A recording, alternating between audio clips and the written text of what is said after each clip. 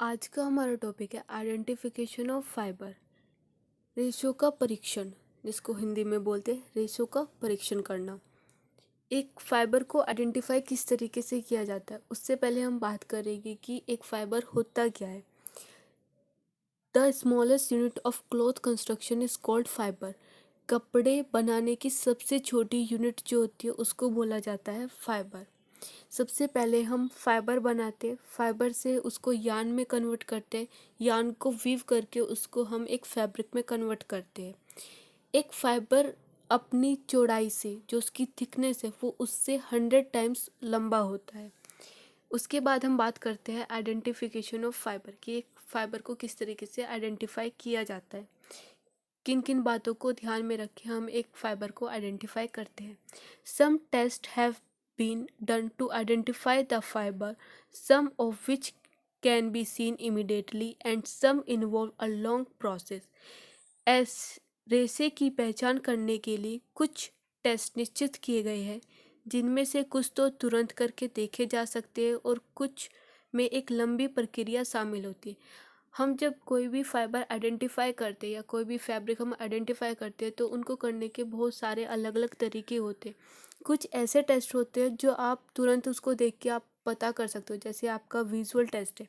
आपने डेनिम देखा तो आपको उसको पहचानने में ज़्यादा टाइम नहीं लगता, क्योंकि आप उसको विजुअली देख रहे हो और आपको उसके बारे में इंफॉर्मेशन है कि हाँ डेनिम इस तरीके का होता है। आपने उसको देखा और आपको उसको देख के पता चल गया है कि ये डेनिम है। उसका बाहर से जो टेक्सचर है उसको देख के आपने दूर से बता दिया कि ये डेनिम है। लेकिन कुछ ऐसे टेस्ट होते हैं जिनको करने में हम लोगों को टाइम लगता है, एक लंबी प्रक्रिया लगती है। फॉर एग्जांपल जैसे आपके केमिकल टेस्ट हो गए या फिर आपके माइक्रोस्कोपिक टेस्ट हो गए, इनको करने में थोड़ा सा हम लोगों को टाइम लगता है। और उनको करने में टाइम लगता है और उनको करने के लिए हम लोगों को कुछ मटेरियल भी यूज़ किए जाते हैं। जैसे आपके केमिकल टेस्ट के लिए आपको केमिकल यूज़ होते हैं, या फिर आपको माइक्रोस्कोपिक टेस्ट करने के लिए आपको कुछ इक्विपमेंट की ज़रूरत पड़ती है। तो ये थोड़ा सा टाइम लेते हैं करने में, ये जो प्रोसेस होता है उसको करने में थोड़ा सा टाइम लगता है।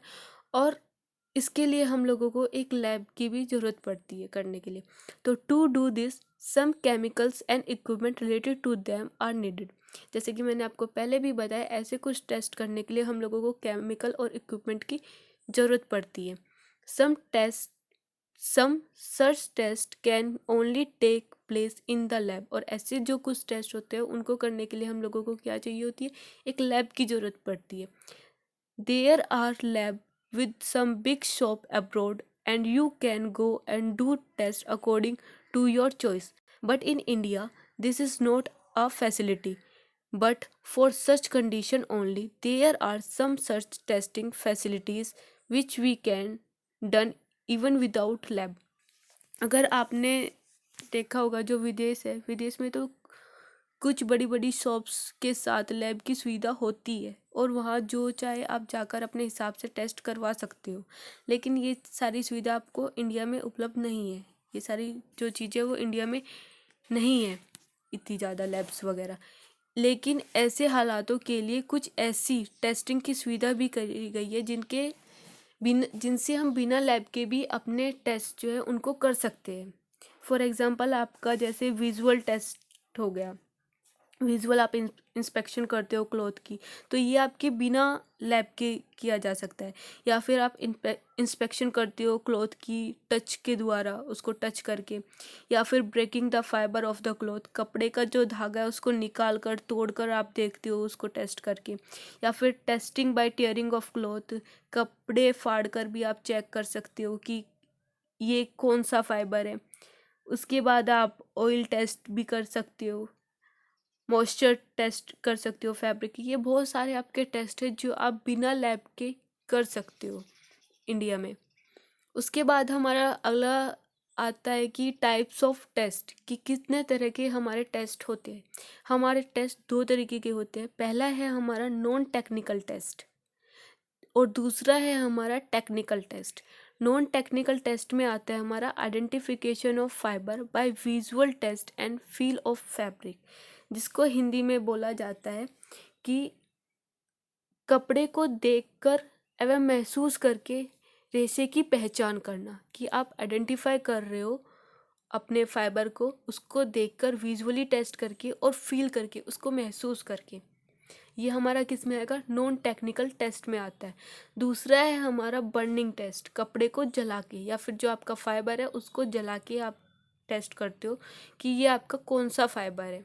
उसके बाद आता है हमारा सेकंड पॉइंट है टेक्निकल टेस्ट। इसमें हम माइक्रोस्कोपिक टेस्ट करते हैं, जिससे हम पता लगाते हैं कि हमारा कौन सा फाइबर है या कौन सा फैब्रिक है। सेकंड पॉइंट है हमारा केमिकल टेस्ट। हम केमिकल टेस्ट करके, कुछ केमिकल का यूज़ करके पता लगाते हैं कि ये हमारा कौन सा फाइबर है। इसमें हम देखते हैं कि अगर वो कलर चेंज कर रहा है तो ये कौन सा फाइबर है, कौन सा फाइबर नहीं है। उसके बाद आता है हमारा सबसे फर्स्ट पॉइंट था identification of fibre by visual test and feel of fabric. किसी भी कपड़े या किसी भी फाइबर की पहचान करना, उसका पता लगाना, उसको देखकर या फिर महसूस करके। सबसे पहले आता है हमारा कॉटन। जैसे कि इसमें दिख रहा है कि सबसे पहले दिया हुआ है कॉटन, उसके बाद दिया हुआ है अपीयरेंस, जिसको हिंदी में बोलते हैं दिखावट, उसके बाद टच, छूकर देखना, फील, महसूस करना। तो कॉटन में सबसे पहले उसका अपीयरेंस, वो देखने में कैसा होता है। कॉटन का जो फैब्रिक होता है या कॉटन का जो कपड़ा होता है वो देखने में फीका होता है, लेकिन जब उस पर कल्फ, मतलब जब आप उस पर स्टार्च लगा देते हो तो वो देखने में और ज़्यादा चमकीला हो जाता है, वो थोड़ा सा शाइन करना स्टार्ट कर देता है। अगर हम बात करें कि कॉटन का कपड़ा छूने में कैसा होता है, तो जो कॉटन का कपड़ा है वो छूने में मुलायम व चिकना होता है। उसके बाद हम बात करते हैं कि अगर हम कॉटन के कपड़े को फील करके देखें, उसको महसूस करके देखें कि कॉटन का जो कपड़ा है वो फील करके उस कैसा हम लोगों को महसूस होता है। तो जो कॉटन का कपड़ा है ये बहुत ज़्यादा हम लोगों को एक ठंडक महसूस प्रदान करता है। इसीलिए कॉटन का जो फैब्रिक है वो सबसे ज़्यादा समर में वियर किया जाता है। उसके बाद हमारा दूसरा पॉइंट आता है लिनन। जो है ये हमें पौधे के तने से प्राप्त किए जाने वाला हमारा फाइबर होता है। इसका जो पौधा होता है वो 8 फीट से लेके 10 फीट ऊंचा होता है, जिसकी वजह से जो लिनन का जो फाइबर होता है वो थोड़ा सा कड़क और चिकना होता है। यहाँ पे हम उसका जो अपीयरेंस है वो ये भी कह सकते हैं कि वो कम से मध्य चमक वाला, मतलब वो ज़्यादा चमक वाला भी हो सकता है और मध्य चमक वाला भी हो सकता है। दूसरा, छूने पर जो लिनन है वो किस तरीके का दिखता है। लिनन को अगर हम छू के देखें, टच करके देखें, तो ये बहुत ज़्यादा मुलायम और चिकना हम लोगों को दिखाई देता है। अगर हम बात करें कि लिनन का कपड़ा महसूस करके, फील करके हम लोगों को इस तरीके का दिखाई देता है, तो इससे बने कपड़ों से गर्माहट महसूस होती है, क्योंकि ये कप पेड़ के तने से हम लोगों को प्राप्त किया जाता है, जिसकी वजह से लिनन का जो कपड़ा है वो एक गर्माहट महसूस कराता है। और जो लिनन से बने जो वस्त्र होते हैं वो बहुत ज़्यादा मजबूत भी होते हैं। उसके बाद थर्ड पॉइंट है हमारा जूट। जूट देखने में एक फीका अपीयरेंस, जो देखने में जो उसका दिखावट है वो हमें एक फीके जैसी लगती है। आप लोगों ने बोरी वगैरह देखी होगी, तो बोरी देखने में एक फीकी फीकी सी लगती है, थोड़ी सी हार्ड सी लगती है। तो ये हमारी जूट से बनी हुई होती है। और अगर हम इसको छू कर देखें तो ये खुरदुरा और रोएदार, इसका जो टेक्सचर है वो थोड़ा खुरदुरा और रोएदार हम लोग को दिखाई देता है। आप ये जो, अगर आप लोगों ने घर पे बोरी वगैरह या फिर जूट वगैरह के बैग वगैरह जो आते हैं, अगर आपने उन्हें देखा होगा तो आपको पता चलेगा कि ये थोड़ा सा हार्ड सा होता है, खुरदुरा होता है, रोएदार होता है। इसकी जो टेक्सचर है वो रोएदार बनावट की होती है। अगर इसको महसूस करके, फील करके देखा जाए तो इससे बने जो कपड़े होते हैं वे थोड़े गर्म और खुरदुरा एहसास कराते हैं, क्योंकि ये जो जूट है वो बहुत ज़्यादा मोटा फैब्रिक होता है। इसका जो फाइबर है वो भी थोड़ा मोटा होता है, जिसकी वजह से ये थोड़ा गर्माहट हम लोगों को महसूस कराता है। उसके बाद है हमारा ऊन, वूल जिसे हम बोलते हैं।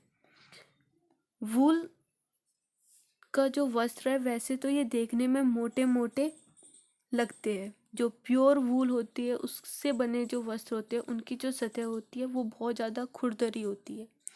अगर हम बात करें उनकी अपीयरेंस की, तो ये मध्य से कम घटिया क्वालिटी वाले रेसे बिना चमक के होते हैं। अगर हम वूल की बात करें, जो कम अच्छी क्वालिटी की नई वूल होती है उनकी जो रेशे होते हैं उनमें चमक कम होती है। लेकिन अगर एक प्योर वूल है, उसके अगर आप चमक देखोगे तो उसमें शाइनिंग आपको ज़्यादा दिखाई देगी। अगर हम उसको छूकर बात करें, जो ऊन जो आपने देखी होगी वो बहुत ज़्यादा मुलायम होती है, सॉफ्ट होती है एवं सोखने वाली होती है।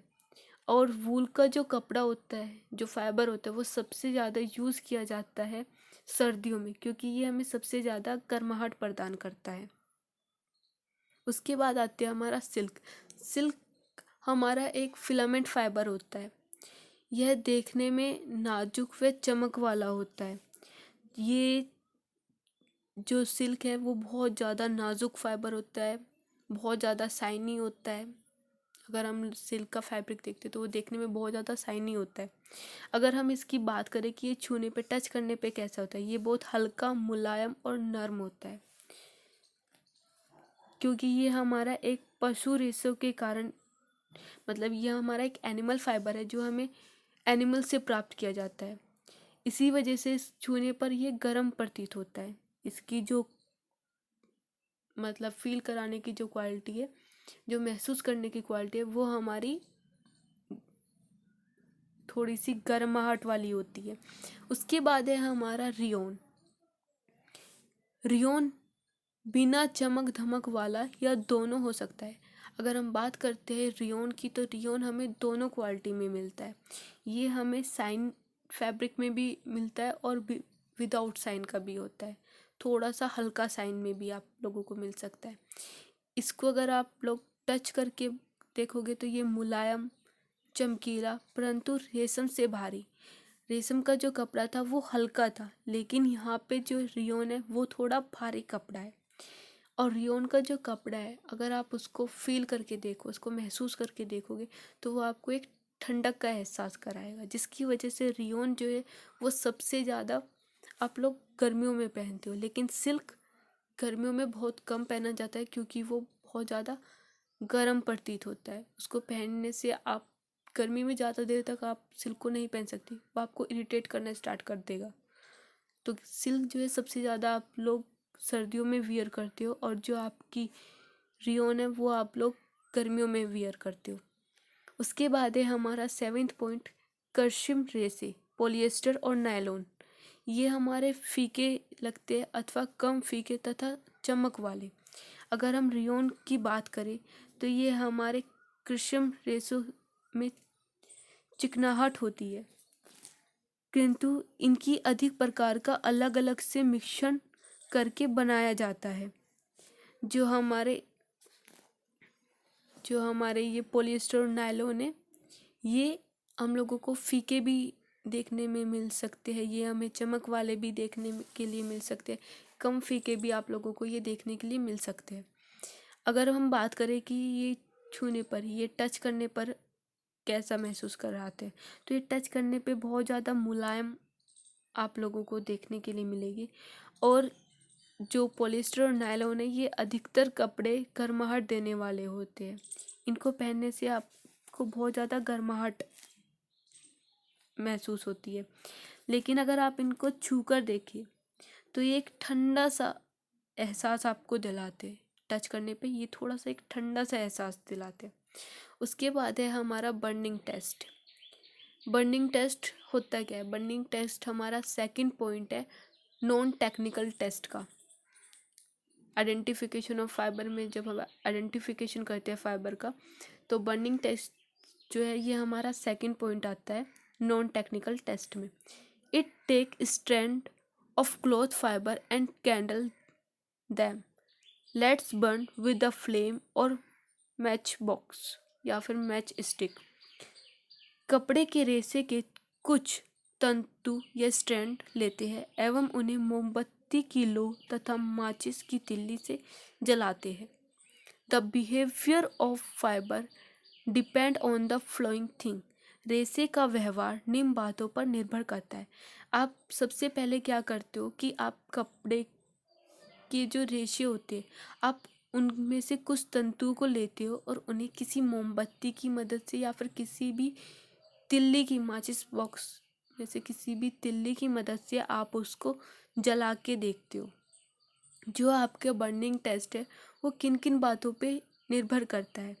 ये आपकी जलते समय लो का रंग क्या है, जलते समय वो महक कैसी कर रही है, जलने के बाद जो बची हुई राख होती है, ये हमारी इन सब बातों पर निर्भर करता है कि हमारा जो फाइबर है, हमारा जो फैब्रिक है वो कौन सा है। बर्निंग टेस्ट करते समय हमेशा हमें जलते समय वो किस तरह की लो का जो रंग है वो किस तरह का है उस पे ध्यान देते हैं, उसकी महक किस तरह की आ रही है हम उस चीज़ को देखते हैं। और उसके बाद तो जो हमारा बर्निंग टेस्ट है वो हमारी इन्हीं 3 बातों पे ध्यान देता है कि जलते समय लो का रंग कैसा है, वो कैसी महक करता है, कैसी स्मेल छोड़ता है जब वो जलता है, या फिर जलने के बाद जो उसकी बची हुई राख जो ऐश होती है वो किस कलर की होती है, या फिर वो किरकिरी होती है, मुलायम होती है। ये सभी बात हमें एक रेशे, एक फाइबर को पहचानने में मदद करते हैं। अब बात करते हैं कि बर्निंग टेस्ट अब हम बात करते हैं बर्निंग टेस्ट की, जो कि हमारा नॉन टेक्निकल टेस्ट में आता है। इसमें सबसे पहले हम बात करते हैं सेलुलोजिक जो फाइबर होते हैं उनके बारे में, जिसके अंदर हमारे कॉटन, लिनन, जूट, रियोन इत्यादि ये सब आते हैं। अब हम बात करते हैं कि जब हम एक सेलुलोजिक फाइबर को आग के पास ले जाते हैं तो उसकी क्या क्या प्रॉपर्टी होती है। ये बहुत आसानी से आग को अपनी तरफ खींचते हैं, जिसमें हमारे कॉटन, लिनन, जूट और रियोन जो होते हैं ये बहुत जल्दी जो आपकी आग होती है उसको अपनी तरफ खींचते हैं। और इनकी जो जलने के जो प्रकार हैं, टाइप ऑफ फ्लेम कि किस तरीके से इनकी जो आग है वो कितनी तरीके की इसमें निकलती है, तो चमकीली चमक के साथ ये सत रूप से जलता है, संध्या लाली जैसी चमक। इसकी जो चमक है वो संध्या लाली जैसी होती है। या फिर हम लोग कह सकते हैं कि लो के बुझने के बाद भी इसमें एक चमकता हुआ अंगारा, एक जब इसकी लो बुझ जाती है लेकिन उसके बाद भी इसमें एक चमकता हुआ अंगारा ये छोड़ देती है। अगर हम बात करें कि जलने के बाद जो इसकी महक है वो कैसी आती है, इसमें कागज़ के पत्ते के जैसी चलने की जो कागज़ है उसके जैसी इसमें महक आती है, या फिर आप बोल सकते हो जो सूखे पत्ते होते हैं उनके जलने के जैसी इसकी महक होती है। इसकी जो बची हुई राख जो होती है वो हल्के ग्रे कलर की या फिर हल्के भूरे कलर की या सफ़ेद या फिर काले रंग की होती है। और जो इसकी ऐश होती है वो ऐश मतलब जो इसकी राख होती है वो बहुत ज़्यादा मुलायम और नरम होती है। उसके बाद हम बात करते हैं प्रोटीन फाइबर, जिसके अंदर हमारे आते हैं ऊनी रेशे और रेशम, वूल और आपका सिल्क। ये आते हैं हमारे प्रोटीन फाइबर में, क्योंकि ये हमें एनिमल से प्राप्त होते हैं। ये जो प्रोटीन फाइबर जो हमारे होते हैं ये बहुत धीरे धीरे जलते हैं और जलने के बाद ये थोड़ा सा सिकुड़ जाते हैं, घने धुएं के समान ही जलते हैं। आप जो ये हमारा प्रोटीन फाइबर जो होते हैं ये जब फ्लेम के पास जाते हैं तो ये बहुत ज़्यादा घने धुएं के साथ ये जो है वो जलने स्टार्ट होते हैं। अगर हम इनकी फ्लेम की बात करें कि कितने प्रकार की इसकी फ्लेम निकल के आती है, तो ये धीमे धीमे जलता है और उसी के साथ ये सिकुड़ता जाता है और मुड़ी हुई ज्वाला के साथ ये हम लोगों को दिखाई देता है। या फिर हम कह सकते हैं जब ये सिकुड़ता है या फिर ये कर्ल होता है तो ये लो को घटाने के बाद भी जलाया नहीं जा सकता। अगर एक बार इसकी लो जो है वो घट जाए तो हम इसको दोबारा से नहीं जला सकते। इसकी जो महक है वो बालों के जैसी या फिर पंख के जैसी, जो पशुओं के पंख होते हैं उनके जैसी इसमें से हम लोगों को एक महक दिखाई देती है। राख गोंद की गोली के समान बनती है। जो इसकी राख है वो गोंद की जो गोली होती है उसके समान वो बनती है। इसमें सल्फर की मौजूदगी के कारण जो इसकी गंध है वो भी बहुत ज़्यादा विचित्र होती है। और जो इसकी राख होती है, जो हमारे सिल्क की जो राख होती है वो थोड़ी सी किरकिरी पाउडर के जैसी होती है। जो इसकी राख है वो थोड़ी सी किरकिरी पाउडर की तरह हम लोगों को दिखाई देती है। उसके थर्ड पॉइंट है हमारा कृत्रिम रेशे। जिसको हम सिंथेटिक फाइबर भी बोलते हैं। सिंथेटिक फाइबर के अंदर हमारा पॉलिएस्टर और नायलॉन फाइबर आते हैं। अगर हम इन फाइबर को आग के पास ले जाके देखें तो ये बहुत जल्दी से आग को पकड़ लेते हैं और एक लो को हटाने के बाद भी जलना जारी रहता है। फाइबर लो से पिघल सकता है, जो फाइबर है वो लो से पिघल सकता है और कठिन प्लास्टिक की तरह मन का मतलब बीड छोड़कर वो ड्रिप कर सकता है। तो इसीलिए हम लोगों को थोड़ी सावधानी बरतनी चाहिए। अगर हम इसकी स्मेल की बात करें, क्योंकि ये हमारे केमिकल से मिले जुले हुए ये हमारे फाइबर होते हैं, इसमें केमिकल यूज़ किया हुआ होता है, तो इसीलिए इसकी जो स्मेल है वो थोड़ी सी मतलब काले धुएं के जैसी और एक खतरनाक धुआं ये प्रोड्यूस करती है, जो जलने पर प्लास्टिक के जैसी हम लोगों को एक महक महसूस कराती है। लेकिन यह अजवाइन के जैसी भी स्मेल इसमें पैदा हो सकती है।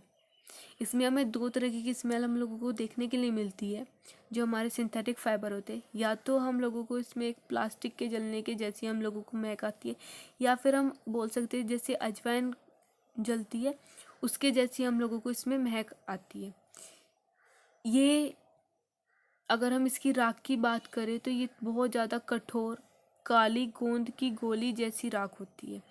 ये जलने के बाद भी इसमें एक जो मोती होती है, मोती के जैसे इसमें बीड्स वगैरह ये छोड़ देती है और जो ड्रिप करके नीचे गिरते हैं, जिनसे हम लोगों को थोड़ी सी सावधानी बरतनी चाहिए। तो ये थे हमारे नायलॉन और पॉलिएस्टर।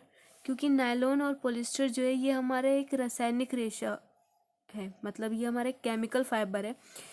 केमिकल फाइबर होने के कारण आग के समीप जाते ही ये पिघलना स्टार्ट कर देते हैं और इसमें केमिकल ब्लेंड होने के कारण जो इसकी जलने की जो गंध है वो बहुत तेज़ी से ये फैलती है और अग्नि बुझने पर ये जो गोंद की भांति गोली के रूप में ये राख रह जाती है और जो इसकी राख है, जो इसकी जो अग्नि है वो मतलब जो इसकी आग है वो अपने आप ही ये बुझ जाती है।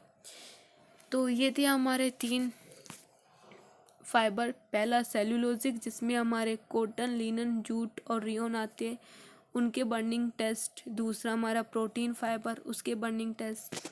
तीसरा हमारा क्रिसिन मतलब हमारा सिंथेटिक फाइबर, उसका बर्निंग टेस्ट। उसके बाद में हम बात करेंगे माइक्रोस्कोपिक बर्निंग टेस्ट की नेक्स्ट पार्ट में। Thank you.